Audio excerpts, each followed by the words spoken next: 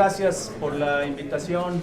Lo que queremos hacer es compartir con ustedes cómo en la Secretaría de Agricultura y Desarrollo Rural estamos abordando el tema de la vinculación entre la investigación, el extensionismo, y vamos a hablar de desarrollo rural, pero lo mismo aplica para el desarrollo de cadenas agropecuarias.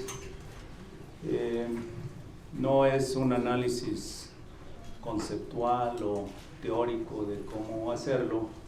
Lo que queremos compartir con ustedes es cómo lo estamos llevando a la práctica, por qué y bueno, qué acciones estamos llevando para hacer esa conexión entre la investigación, el extensionismo y el desarrollo. Vamos a centrarnos en el desarrollo rural. Y la problemática creo que la abordó muy bien el doctor Altamirano, qué es lo que ocurre en el campo, cuál es la situación. Entonces vamos a pasar directamente, partiendo de eso, usando eso como referencia, cómo es que lo estamos haciendo. Bueno, primero quisiera compartir la idea que es algo nuevo. Pensamos que este enfoque no ha sido practicado, no ha sido probado antes en la historia reciente del desarrollo en México. Es un planteamiento nuevo, es un programa nuevo, y precisamente el punto de partida es que el conocimiento es fundamental para salir de la pobreza, para incrementar la productividad, para mejorar oportunidades para que nuestros connacionales mejoren su vida, sobre todo la gente que vive en los lugares más pobres del país. Entonces es algo nuevo que veíamos, explicaba hace unos momentos, que es parte de la transformación de México que plantea el presidente, que plantea el sector y que planteamos nosotros, ¿no? Como parte de ese equipo. Bien, es un programa nuevo del desarrollo rural, y vamos a hablar entonces cómo planteamos la vinculación con la investigación y con el extensionismo. Como hablamos de transformación, nos ubicamos en el concepto de transformación de los territorios rurales, y el primer punto es que esa transformación no la vamos a hacer nosotros, no la va a hacer el gobierno, no la va a hacer la Secretaría, no la van a hacer ustedes, ¿sí? La transformación la van a hacer los productores que viven allí, las familias que viven allí, las comunidades que están en esos territorios. El papel del gobierno y de los profesionistas es facilitar el proceso, pero ellos son quienes lo van a llevar a cabo, ¿no?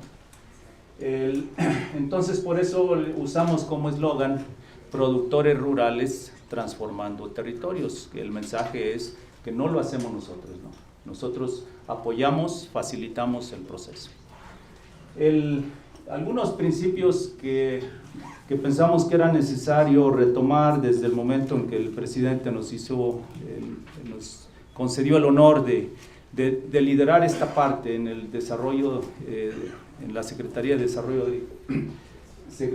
Agricultura y Desarrollo Rural. El primer punto es que los productores no son beneficiarios. Este concepto se ha venido usando por sexenios, ¿sí? Esto lo interpretamos como que hay una relación beneficiario-benefactor. Entonces, nos olvidamos en principio, pensamos que ese concepto no aplica, ciertamente no en el desarrollo, y que los productores no están esperando, no están estirando la mano, no están esperando una dádiva que los beneficie. Nosotros interpretamos que lo que ellos están buscando es una oportunidad de participar en la economía local, regional, nacional, que les permita mejorar la vida de sus familias. Entonces, pero esto no es un tema filosófico, ¿no? Es es un principio que se debe observar en la práctica, y eso así lo hacemos, ¿no? El otro punto que pensamos que es fundamental es también rescatar el concepto de familia.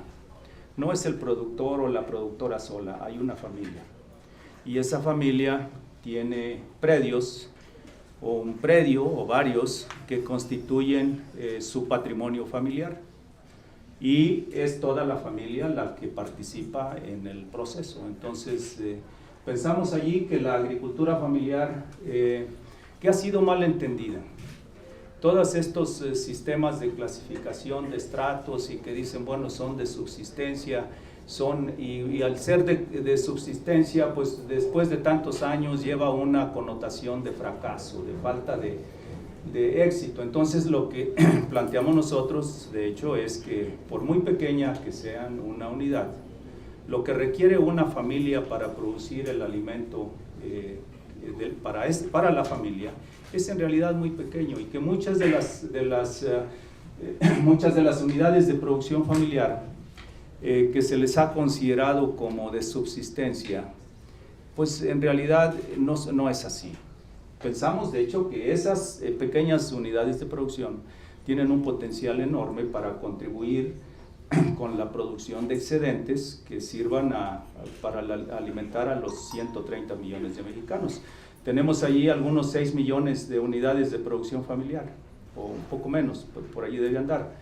Pero entonces no solamente esas familias, son las 20 millones o más de familias de mexicanos y 130 millones de habitantes, ¿no? Bueno, entonces ese es el otro principio fundamental del que estamos partiendo. Y el tercero que aparece aquí abajo es que estamos pasando de ver a personas individuales como beneficiarios. No solamente eso, sino estamos pasando de verlos de manera individual a verlos como su familia, pero de manera asociada en todas las unidades de producción que están en un territorio. Entonces aquí esto hace que la unidad de intervención deja de ser un productor o una familia, sino es todos los productores que están en un territorio rural. Un territorio rural es un espacio geográfico que tiene lo más importante, una población, hay procesos sociales, económicos, hay actividades productivas, hay recursos naturales, hay ciclos biológicos, hay un dinamismo social, económico, natural, y el límite de ese territorio no lo definimos nosotros, vamos a ver después, lo define las personas que están allí. Bueno, entonces ese es el otro principio. No trabajamos con personas individuales, sino con asociaciones de unidades de producción familiar en un territorio. Eso hace entonces, voy a hacer por aquí tengo una lista de puntos así, que pensamos que es importante comprender para luego describir cómo vinculamos a la ciencia, al conocimiento en este proceso. Entonces, en el planteamiento que estamos haciendo, en este nuevo programa de desarrollo rural, la unidad de trabajo es un proyecto de desarrollo territorial. Nos olvidamos de dar apoyos a personas y entonces pasamos a visualizar un proyecto de desarrollo territorial de mucho más alcance, no de un año, y lo vemos como el mecanismo para que las unidades de producción familiar que están allí, las familias que están allí, puedan desarrollar su proyecto de vida. Ese es el punto. Entonces, no trabajamos ya con personas, trabajamos con un territorio. Después, esos proyectos no los elabora la Secretaría, no los elaboramos nosotros. Los elaboran las unidades, los representantes, las personas que están allí de las unidades de producción familiar. El papel de la Secretaría y de la gente, de las instituciones que trabajan con nosotros, es facilitar el proceso. Pero ellos son los que toman las decisiones, no la Secretaría. Los proyectos y el mismo programa tienen componentes que están definidos por ser objetivos, atender un objetivo de desarrollo. No es un bien que van a repartir, sino está orientado a un objetivo específico de desarrollo. No es, por ejemplo, para repartir gallinas o para nada de eso, ¿no? Es un objetivo de desarrollo de ese territorio. Bueno, el otro punto, de manera complementaria, esos componentes se resultan en un objetivo común y que es general para todos los proyectos de desarrollo territorial. En general están destinados a bienes públicos. Todavía se percibe la necesidad, en algunos casos particulares, de bienes privados, pero que son vistos en el contexto de un proyecto territorial. Sí. No es lo que una persona desee tener, sino lo que se tiene como meta en el proyecto. Desde que se formulan los proyectos, se hace un análisis de necesidades y oportunidades de financiamiento, de manera que cuando el proyecto es dictaminado favorablemente, automáticamente lleva involucrado, si se requiere, el financiamiento, el crédito, un crédito. Si se requiere, ahí está ya todo planteado, cómo operaría. Son proyectos de duración multianual. Pensamos que es imposible ver resultados en proyectos de un año y luego otra vez el siguiente año otros proyectos y luego otros. Aquí son proyectos territoriales de varios años, hasta 5. No hay ventanillas. Aquí nos estamos planteando, de hecho, el concepto de ventanilla, de la forma en que han venido operando muchos programas federales, que no es útil para este propósito. Una ventanilla, percibimos, es útil si alguien va a solicitar un crédito, va a una ventanilla y lo tramita, etc. Pero aquí estamos hablando de desarrollo territorial. Entonces pensamos que la ventanilla no es el instrumento que conduciría al desarrollo, entonces no estamos usando ventanilla, ¿no?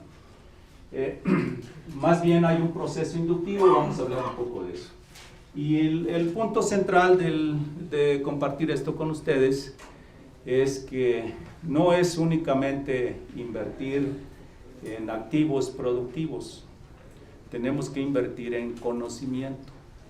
Entonces, una buena parte de las inversiones que se proponen en estos proyectos de desarrollo territorial es invertir en conocimiento, y de allí sale entonces la vinculación con el quehacer de ustedes. Finalmente, estos proyectos, como son complejos, de naturaleza compleja, pues los hacemos no únicamente el equipo de desarrollo rural, sino que trabajamos con otras unidades. Primero, todas las unidades dentro de desarrollo rural enfocadas al mismo propósito. Allí estamos cambiando totalmente la forma en que trabaja lo que es todavía la subsecretaría, que será una coordinación general de desarrollo rural, y después con las otras dependencias del gobierno, como vamos a ir viendo algunos ejemplos, y también con los estados, ¿sí? No es algo que la Secretaría dice únicamente así se va a hacer o así lo vamos a hacer, sino que tenemos que desarrollar los proyectos o facilitar el desarrollo de los proyectos con todos los que debemos estar. Eso es de manera general el proceso, ¿no? ¿Qué es un proyecto de desarrollo territorial? Entonces, porque aquí es donde viene el tema de las inversiones en conocimiento. Primero, el proyecto de desarrollo territorial, no sé si alcanzan a ver el texto aquí abajo, estas son las unidades de producción familiar. Todas estas unidades de manera asociada, de manera conjunta, constituyen el sujeto económico de desarrollo. Estas unidades de producción familiar, en esta visión de proyectos territoriales, primero, en el marco de un proyecto, tienen tienen recursos naturales que utilizan en la producción. Entonces, el primer concepto que visualizamos es que se requiere invertir para mejorar las capacidades productivas, ¿sí? Y esto en el contexto de todo el territorio. Entonces, ese es el primer componente. Esto incluye mejorar las capacidades productivas y mejorar el uso de los recursos que existen en ese territorio. Esas son inversiones monetarias y son activos productivos. También pensamos que un problema de estas unidades de producción familiar de manera individual es que tienen costos de producción muy altos. Si tienen costos de producción muy altos, no es porque sean ineficientes, tienen los costos de producción altos porque los insumos que utilizan tienen precios muy altos, excesivamente altos. Entonces, imaginemos un productor aquí alrededor de Texcoco que compra un insumo y que ese insumo viene de algún otro país. Entonces, ese insumo, el pequeño productor de aquí de Texcoco le va a pagar al que lo produce en ese otro país. Y en ese país va a haber alguien que lo transfiere a un importador y ese pues gana dinero, y luego a un exportador, y luego el exportador lo exporta a México, y en México va a haber un importador, y después de ese importador va a haber una cadena de suministro hasta que ese insumo, puede ser semilla, fertilizante, lo que sea, le llega al productor. Bueno, ese pequeño productor le paga a todos esos. Toda la ganancia de todos esos eslabones la paga este productor.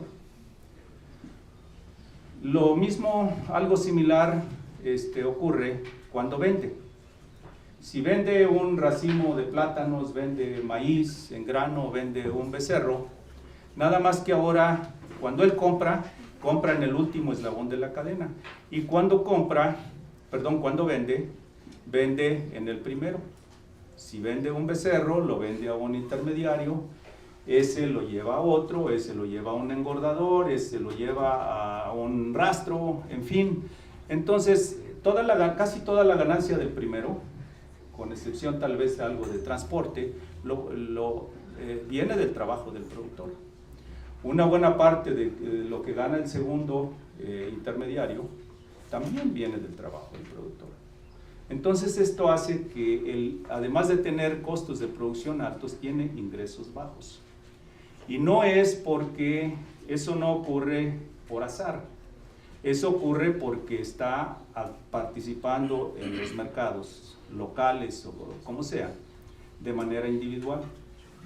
¿Sí? De forma que estas unidades de producción familiar, al considerarlas de manera asociada como un sujeto de desarrollo económico, podemos, si no resolver totalmente el problema, podemos lograr que el productor retenga una mayor proporción de la riqueza que genera. ¿Sí? Y ese es el punto aquí. Entonces, estas unidades de producción familiar, si así lo deciden, pueden crear empresas. Pueden crear una empresa, ellos son los dueños. Ellos son los dueños de la empresa, no necesariamente quien la administra, porque bueno, llevar una empresa requiere un gerente que tenga experiencia en hacerlo. Si ellos contratan a ese gerente, pues es su empleado. Pero primero tenemos que resolver el asunto de los insumos, de bajar los costos de producción, disminuyendo el precio de los insumos. Entonces, si ellos deciden tener una empresa o una manera de organizarse que adquieran los insumos para todos y que los negocie, no en quien lo vende, sino en algún distribuidor que tenga una ubicación estratégica, y después participa también en la comercialización, entonces tiene forma de aumentar sus ingresos. Si son unidades muy pequeñas y es imposible justificar, por ejemplo, inversiones en un tractor, en maquinaria, pero en forma asociada, es posible entonces que ellos decidan que van a tener, por ejemplo, una central de maquinaria que le dé servicio a todos, ¿no? Y bajan el costo del... Vamos a suponer que ¿por qué eso ocurre? Casi la totalidad de los productores en México, de los productores agropecuarios, venden el producto sin ninguna transformación.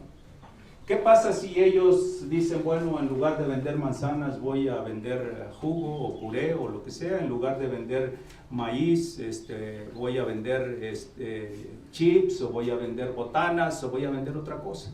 Entonces ellos pueden tener una empresa que le agregue valor a su producto y que en el proceso de hacerlo genere empleos, de manera que beneficie a jornaleros o a otras familias que tal vez no tengan acceso a la tierra. Bien, entonces, para que todo esto pueda ocurrir, hay un componente que le llamamos integración económica. Este componente de integración económica son inversiones también en activos, pero que están destinados al establecimiento y operación de esas empresas. Sí. Entonces allí llevamos dos tipos de inversión, que son en activos que tienen como objetivo aumentar la capacidad productiva y por otra disminuir costos de producción, mejorar precios, mejorar ingresos, generar empleos. Sí. Bueno, pero todo eso requiere conocimiento. Y allí es donde están ustedes, ¿no? Todo esto requiere conocimiento. Primero, requiere conocimiento a través de todas estas empresas y las unidades de producción familiar.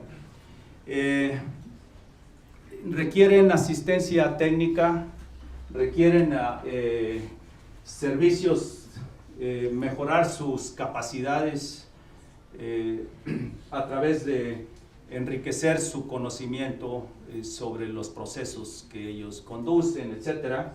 Entonces, pero primero necesitan también extensionismo, servicios de desarrollo de capacidades, primero para formar el sujeto, ¿sí? Después para formular el proyecto. Una vez que el proyecto esté formulado, también para implementarlo. Si es en acuacultura, pues necesitan especialistas en acuacultura. Si es en ganadería, pues necesitan especialistas en ganadería. Y así sucesivamente. Bien, pero hay otro aspecto, y esto, si gustan, creo que es un tema que es muy ampliamente conocido. El hecho de que la investigación y el desarrollo de las cadenas o de esos territorios rurales que estén desvinculados. Yo les puedo compartir una experiencia personal en algunos años que estuve en el instituto, en el INIFAP, que coordinaba la investigación a nivel nacional en los temas de cultivos, ganado y ciencias forestales. Me tocó vivir épocas, no estuve mucho tiempo en el instituto, pero me tocó vivir una época en que el secretario de Agricultura nos llamaba, yo diría, no había una semana que no nos llamara, a cualquier hora, y nos decía, podría ser horas altas de la noche, y nos decía, voy a ir a Chiapas, voy a ir a Yucatán, a Durango, a Baja California. ¿Qué hay allí? ¿Qué producen? ¿Qué tecnologías? ¿Qué problemas? Y eso ocurría casi cada semana. Eso, bueno, nos enviaba un mensaje, ¿no? Ustedes hacen algo que es importante. Tal vez no se reflejaba mucho en cómo fortalecer las capacidades y qué más requieren de inversión en eso, pero era obvio que el conocimiento era un insumo importante. Un poco después, casi un cambio muy brusco, me tocó también estar en una administración en la que en todo el primer año jamás hubo un contacto entre el instituto y la secretaría. Entonces fue claro, porque es común que dice, si las instituciones están desvinculadas, eso falla. Bueno, puede ser, pero en mi opinión, el motor más importante de la vinculación de la investigación con la producción es la política del gobierno. De manera que, si eso fuera así, aquí el planteamiento que hacemos, bueno, pues ahora como política del gobierno, para que se formule ese proyecto de desarrollo territorial, una institución de investigación que tenga expertos en ese territorio va a proveer el primer insumo en la formulación del proyecto. Y ese primer insumo es un diagnóstico del territorio en términos de las relaciones sociales, de las capacidades productivas, de los recursos naturales con que cuenta, de problemas, todo tipo de qué está limitando el desarrollo de este territorio, qué tecnologías, qué conocimiento, qué clase de expertos se requiere. Entonces, el primer insumo para desarrollar ese proyecto de desarrollo territorial es una institución de investigación o de investigación y enseñanza que tenga expertise en ese territorio. Y eso no significa que los productores van a hacer eso, pero van a tener el conocimiento. Quienes van a decidir son ellos. Segundo, una vez que se formula ese proyecto, allí se define si se requiere un extensionista en frijol, en trigo, en garbanzo, en maíz, en caprinos, en ganado lechero, en acuicultura, en lo que sea. ¿Sí? Entonces, a todos esos extensionistas que participan en este proyecto, estos expertos son los que los van a formar. Antes que lleguen allí al territorio, estos expertos de las instituciones de investigación son los que van a formar a los extensionistas que van a estar trabajando. Entonces ya establecimos dos puntos. Primero, proveen todo el conocimiento que es relevante al territorio. Segundo, capacitan a los técnicos que van a estar dando asistencia a los productores. Eso no significa que las instituciones de investigación van a hacer extensionismo, no. Ellos únicamente se están asegurando que el conocimiento que generan y el conocimiento que tienen en su acervo es compartido con quienes dan la asesoría a los productores. ¿Sí? Ese es el punto. Después hay un tercer vínculo allí que estamos proponiendo, y es que estas instituciones de investigación tengan un experto que le esté dando seguimiento. No le va a requerir tiempo completo ni mucho menos, pero que lo tenga en su radar el territorio. Si hay algo que está ocurriendo, si hay una plaga, si hay una sequía, si hay un problema, ¿cómo se resuelve?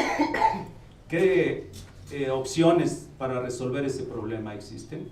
Y finalmente, si hay algo, y esto es el punto crítico, que si hay algún problema que no tiene solución, pues que lo haga saber, porque habría, junto con estos recursos que van al territorial, al proyecto de desarrollo territorial, pues recursos de investigación que van a estar vinculados con esa problemática que no ha sido atendida. Ese es en general el esquema que estamos proponiendo. Quisiera compartir con ustedes únicamente dónde, haciendo qué cosa, algo muy rápido, y después hablamos cosas generales de allí de extensionismo, pero ¿dónde opera el programa? Este mapa tiene estas áreas verdes que pueden ver aquí. Son 1.115 municipios que la Cámara de Diputados define como los municipios de atención prioritaria. Son municipios de atención prioritaria porque son de alta y muy alta marginación, porque son de alto y muy alto rezago social, y porque tiene niveles altos de pobreza y pobreza extrema. Entonces, en principio, ese es un área de atención del programa. Nada más que al analizar qué ocurre dentro y fuera de esos municipios, nos percatamos que hay muchas comunidades, muchos ejidos que tienen las mismas características, pero que están en otros municipios. Y en esos municipios, en promedio, no llegan a ser clasificados como de atención prioritaria, pero esos núcleos agrarios, ejidos, colonias, localidades, etcétera, sí lo son. Esas son las de color amarillo. Entonces, las áreas de color o anaranjado, esas son las áreas de alta marginación que están fuera de los municipios de atención prioritaria, y esos también son zona de atención del programa, sin distinción. ¿Sí? Entonces, este programa está dirigido a productores, a unidades de producción familiar, en general muy pequeñas, ubicadas en las zonas más marginadas del país. No es un programa del sur-sureste, es un programa de los productores de las unidades de producción familiar en las zonas más marginadas, estén donde estén, en el norte, en el sur, en el oriente, donde se encuentren, ¿no? Entonces, esa es la zona de atención del programa. Para dar una idea del portafolio de proyectos de desarrollo territorial, en este año estamos planteando cerca de 350 proyectos para el arranque del programa. Pensamos que una proporción importante, habíamos iniciado con aproximadamente un 30%, que fuera destinado a maíces nativos mexicanos. Fundamentalmente estamos hablando de maíz de temporal en primavera-verano en esas regiones. Y eso es así porque es primero el cultivo más importante, también en la política de la presente administración, pero también porque es la actividad de todas estas áreas, es la actividad más importante. Y nunca va sola, no es únicamente maíz, es maíz con ganado, es maíz con calabaza, es maíz con otras cosas, ¿no? Pero esa es como la cadena articuladora, a eso le llamamos ahí como cadena principal, ¿no? Después otros cultivos, ganado aproximadamente un 25% más, hubo en apicultura. En apicultura habíamos pensado algo, luego les comento algo que está ocurriendo ahí en apicultura.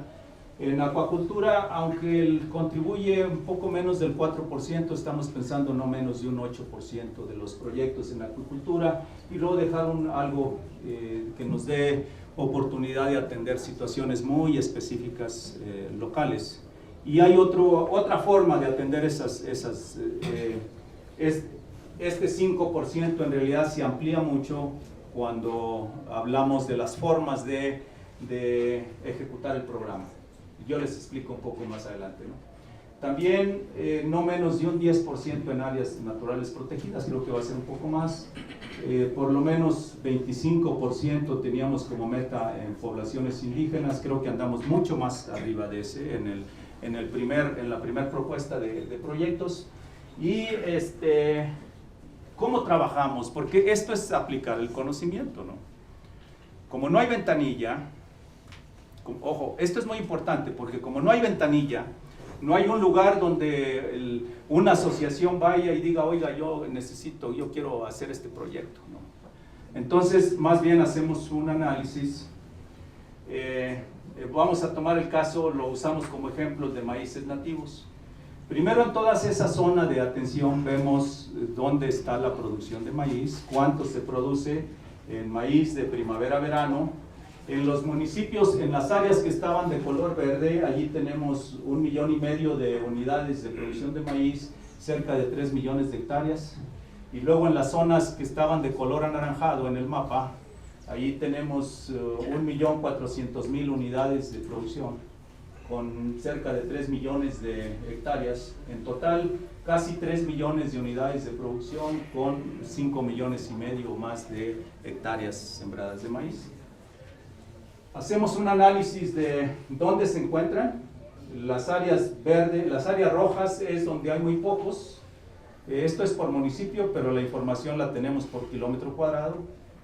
Y luego hacemos otro análisis de cuánto producen, cuál es el rendimiento promedio.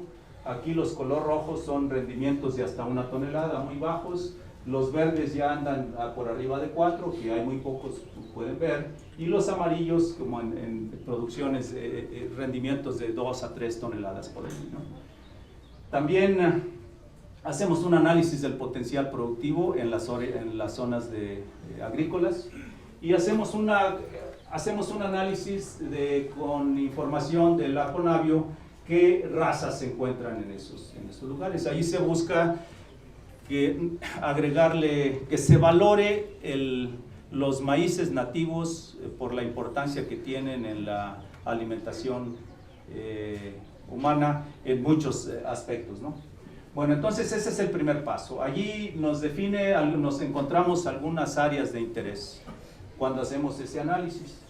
Si hacemos el análisis con los expertos en cada estado, entonces decimos, bueno, este es como ejemplo Michoacán, decimos, bueno, pues en Michoacán, de toda esta superficie que se cultiva de maíz, encontramos en estas regiones el excedente de producción. Si en cada unidad de producción sustraemos lo que consume la familia, que se utiliza un consumo promedio, entonces estimamos un excedente de la producción y aquí estamos hablando, pues en cada caso, acá 25,000 toneladas, 20,000 toneladas, cerca de 30,000 toneladas, y entonces ahí nos ponemos de acuerdo con el gobierno del estado y con nuestras representaciones en esos estados, de dónde ubicamos, con el conocimiento de ellos, o dónde podemos ubicar esos proyectos. Y esto lo hemos hecho en todos los estados, ¿sí?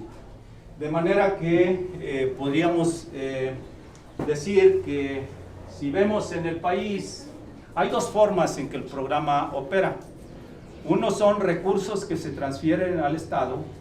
Esos tienen el objetivo de que cada estado pueda también identificar sus prioridades, ¿no? De hecho, la mayor parte de los recursos van a los estados, ¿sí? De manera que al hacer las reuniones de trabajo con los equipos de los estados, entonces llegamos y decimos, bueno, todas estas áreas de aquí están en color verde, las identificamos como áreas de interés nacional por una serie de características, y estas que están de color azul son prioridades estatales. De manera que así tenemos un conjunto de 85 proyectos de desarrollo territorial para fortalecer la producción de maíz. Y estos serían los primeros proyectos que se estarían formulando, pues, estamos siendo tal vez demasiado optimistas, pero de aquí a principios de junio, porque es cuando inicia la siembra, ¿no?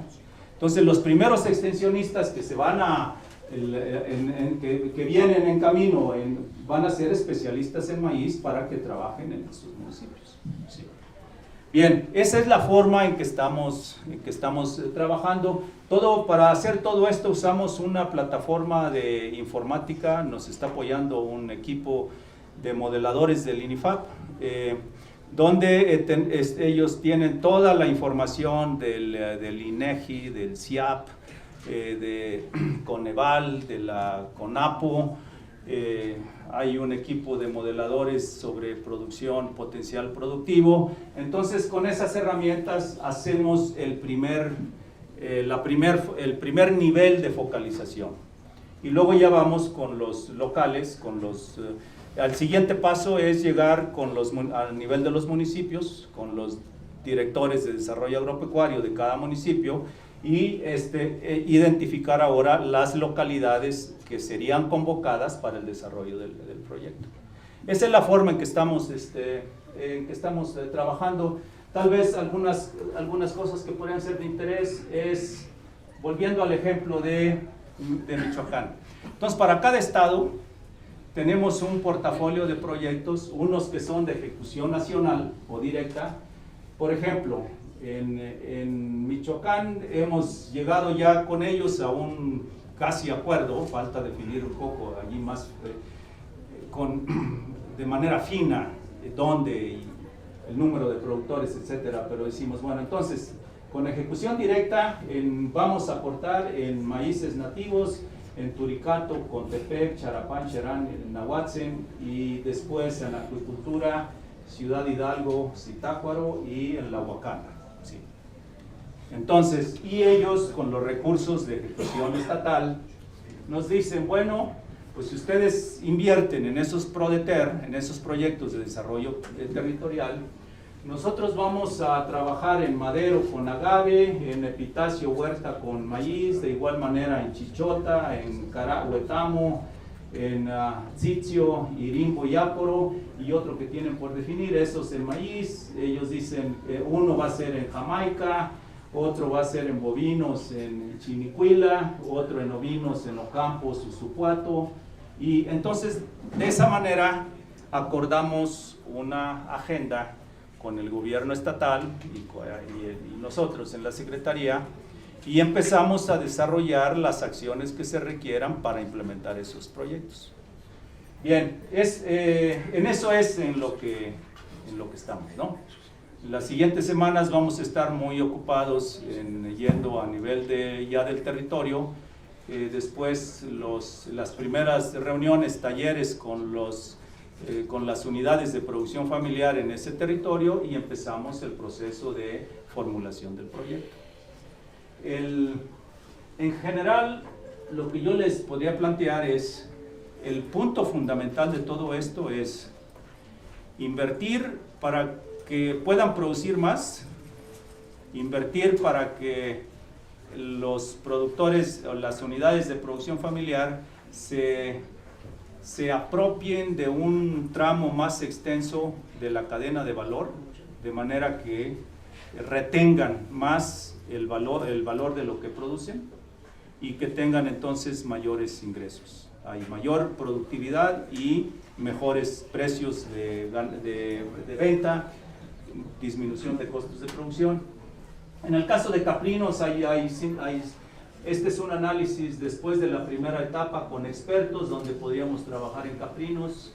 En abejas nos percatamos de un problema enorme.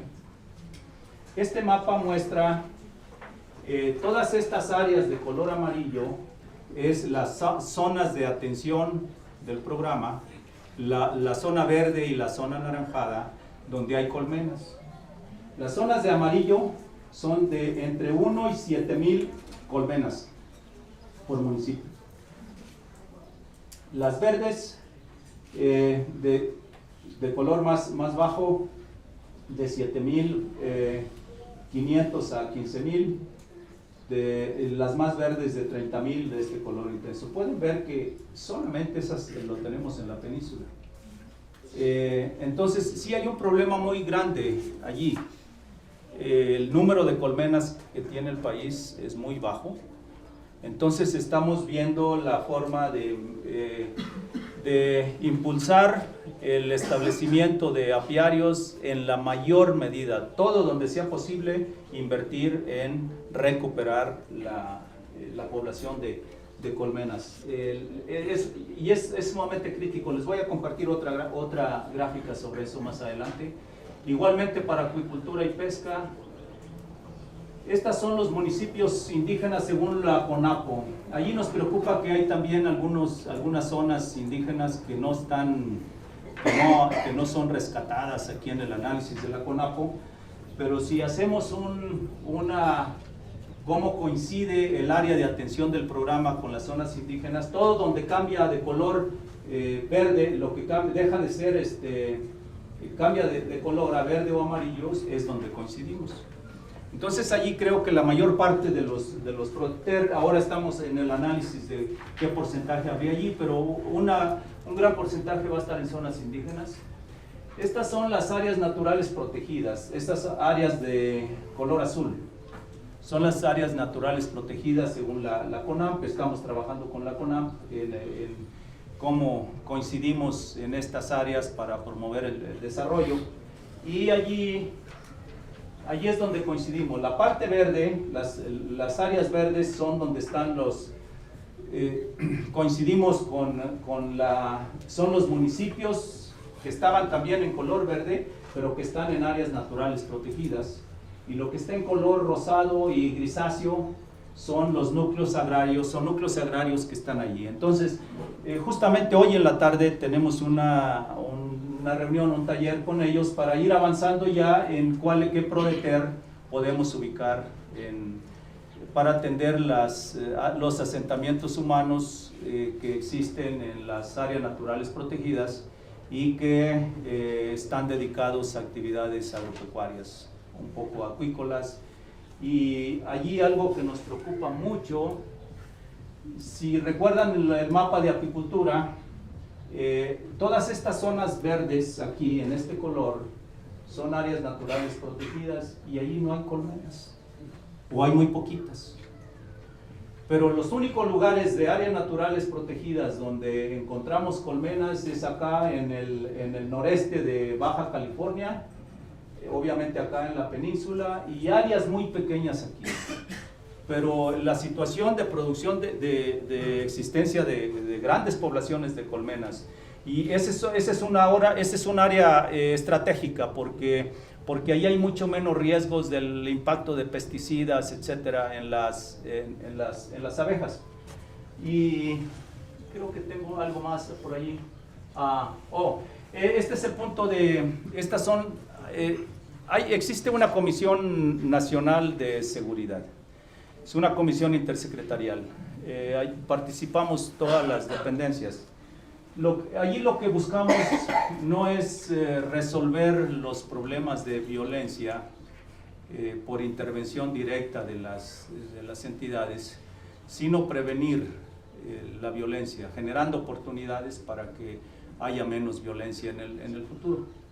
Entonces, estas fueron las primeras 17 regiones de violencia, de alta violencia. En estas 17 regiones, allí se tiene más del 51% de los crímenes que se cometen por unidad de tiempo.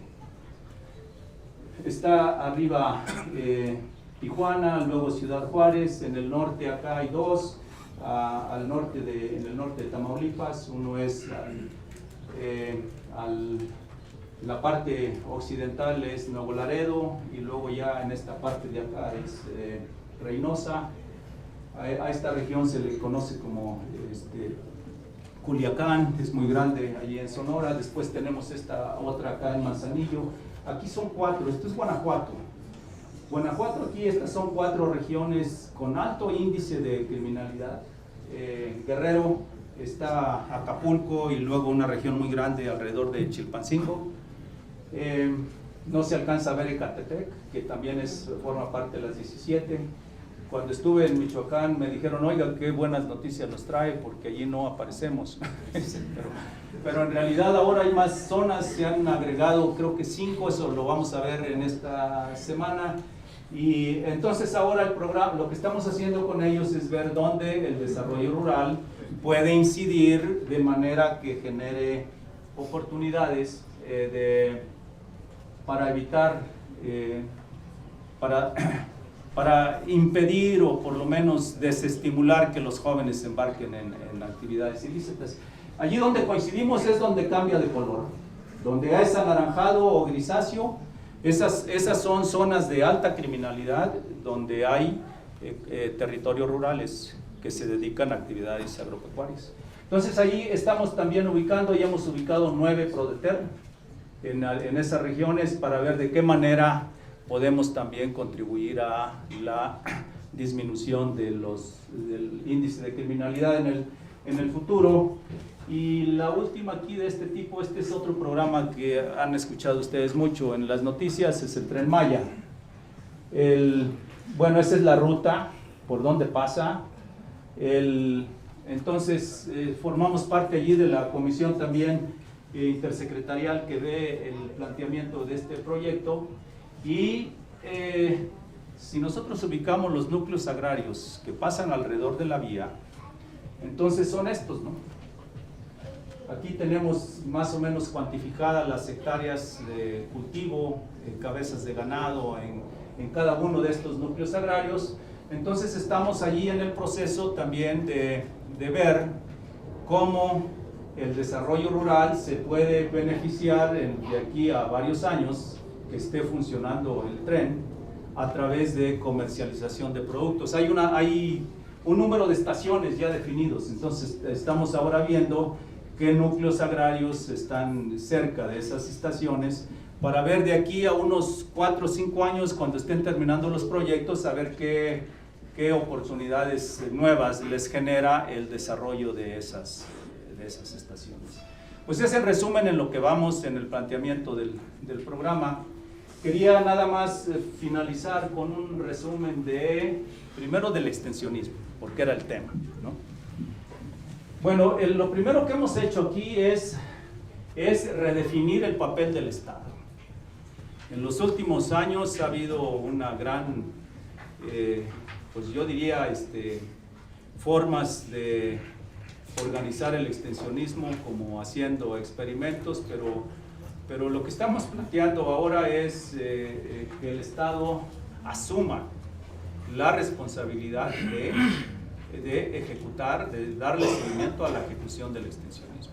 Entonces esto ya no habría agencias de desarrollo, ya no habría extensionistas para una organización y para otra, sino todos en una política que defina el Estado en función de, primero, de esas áreas de desarrollo, darle prioridad a esas áreas de mayor marginación, que sea integral. Esto significa que en los municipios o en los PRODETER habría equipos de extensionistas que sean multidisciplinarios, que de manera, en el equipo se atiendan las prioridades en esa región, en ese territorio. Revalorar aquí lo que establece la ley en términos del Sistema Nacional de Capacitación y Asistencia Técnica Integral, el SINACATRI, y el SENACATRI, que existe en la ley pero no existe en la realidad. Entonces es de establecer un servicio nacional de extensionismo. Ese es el planteamiento, que sería el equivalente a lo que es SENACICA en sanidad, ¿sí?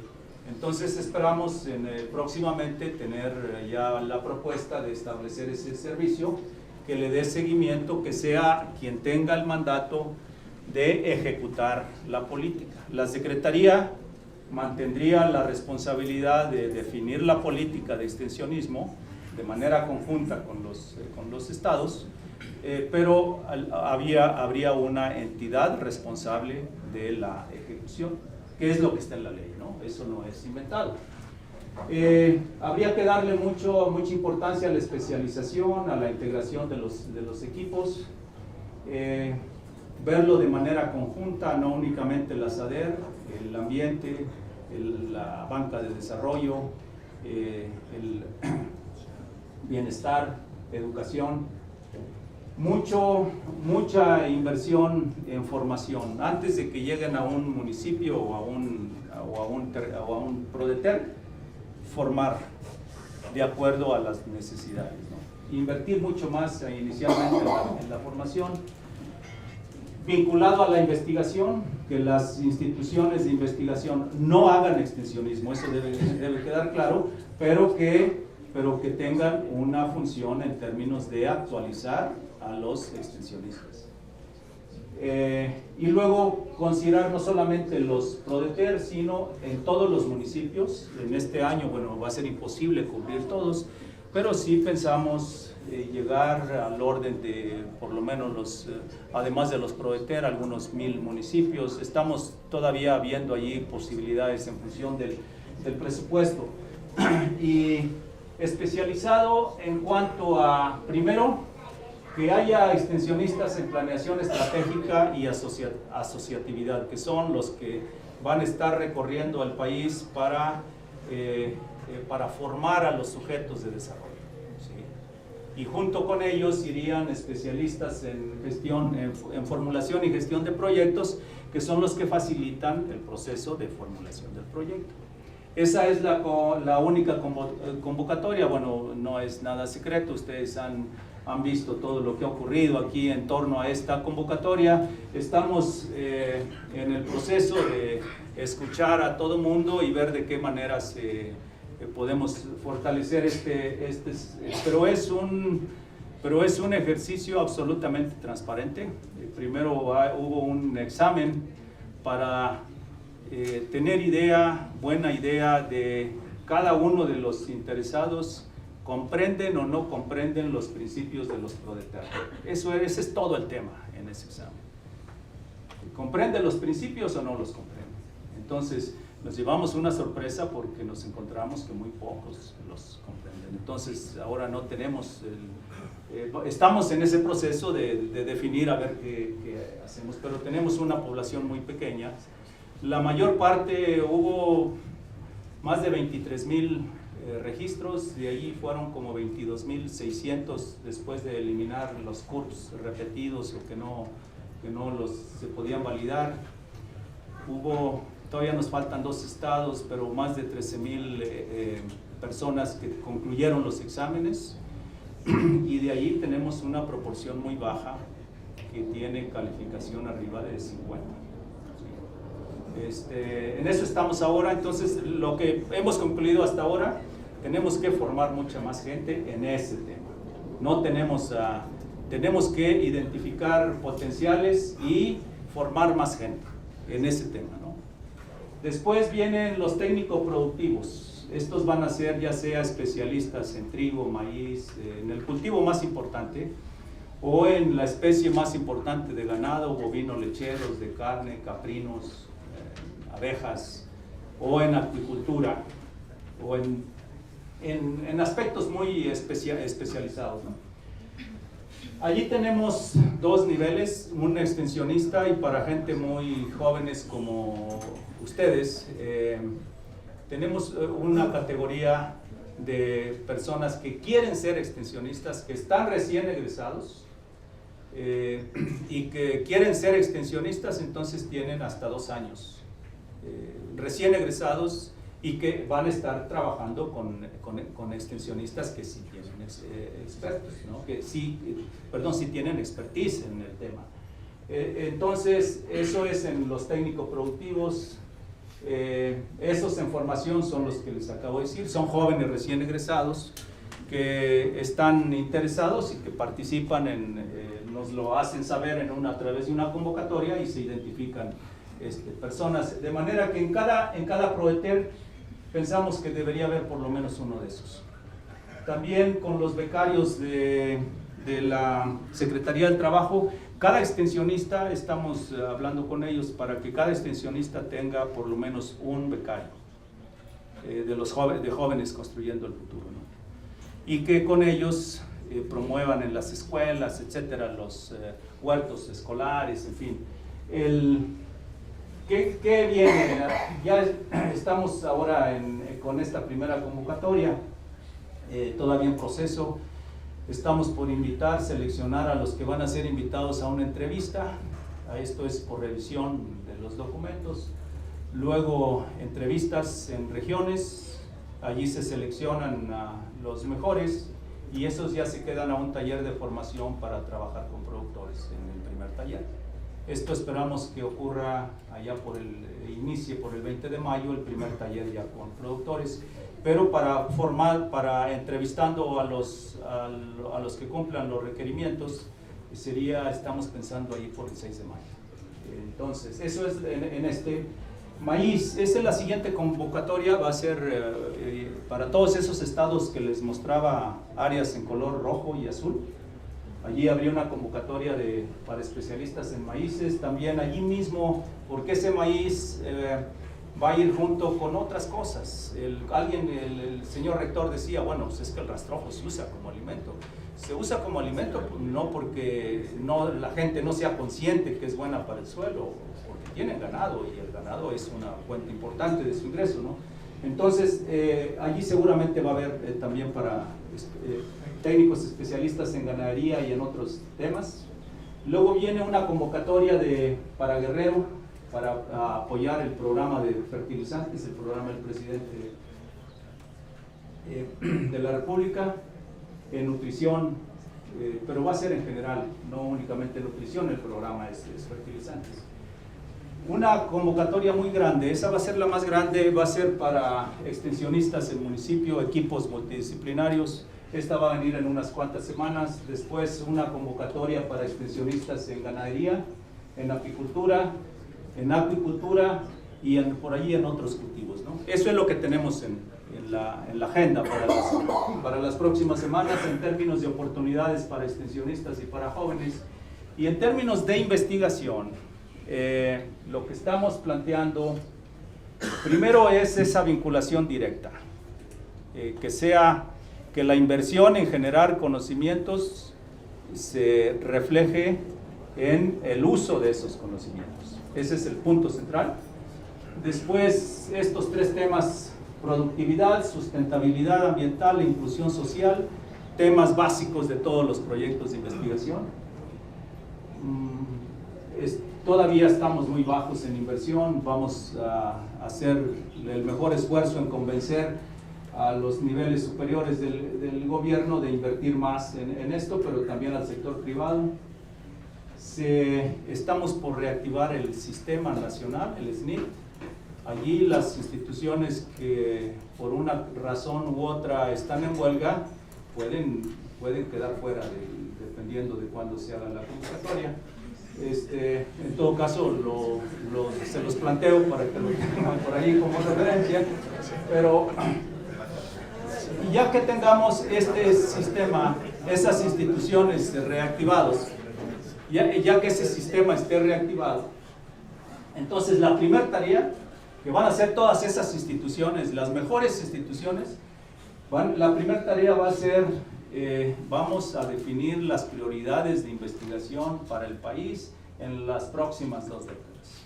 Y de esas, por favor, nos dicen en qué debemos invertir en este sexenio, año por año, qué sugieren. Y a partir de allí vamos a empezar las nuevas convocatorias de investigación. Luego viene la parte de fortalecimiento institucional. Allí hay muchas debilidades a nivel organizacional, a nivel de personal investigador, sobre todo la necesidad de una nueva generación de investigadores. Estamos allí viendo cómo promoverla y ustedes hablaban de infraestructura. Hemos ya informado al CONACYT, todavía no es público, pero ya por lo menos hicimos un planteamiento de anular la convocatoria que se hizo a finales del año pasado y esperar hasta que las instituciones de investigación nos apoyen a definir las prioridades y a sacar nuevamente esa convocatoria. Estamos ahora en el proceso de formalizar esta parte. Y luego mayor interacción entre nosotros y el ambiente ambiental. No son dos fondos que vaya cada uno por su lado, sino estamos haciendo la propuesta de que tengamos un área común con el sector ambiental para definir temas de investigación y asignar recursos. Creo que ahora sí es la última y me van a disculpar por todo el tiempo.